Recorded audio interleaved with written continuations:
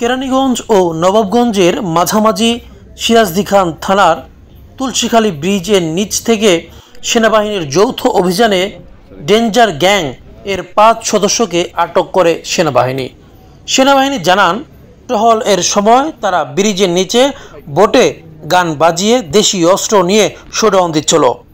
পরে তাদের উপস্থিতি টের পেয়ে অনেকে নদীতে লাফ দেয়। গ্যাং এর লোক 5 জন এবং বোটের লাইট বক্সের 9 জন সহ মোট 14 জনকে নিয়ে যায়। তাদের কাছ থেকে 20 থেকে 25টা ডেঞ্জারা গ্যাং এর 5 সদস্যর কাছে দেশীয় অস্ত্র সহ গ্রেফতার করে সেনাবাহিনী। পরে কেরানীগঞ্জ মডেল থানায় কল দিলে ঘটনাস্থলে এসআই মুশিউর রহমান ঘটনাস্থলে পৌঁছে তিনি ঘটনাস্থলে পরিদর্শন করে নৌবাহিনীর সাথে যোগাযোগ করেন। কোনো নৌপুলিশ 2 ঘন্টা ও ঘন্টার স্থলে আসেনি। পরে সিরাজদি খান থানায় এসআই আবুল কালাম তাদের নিয়ে যান।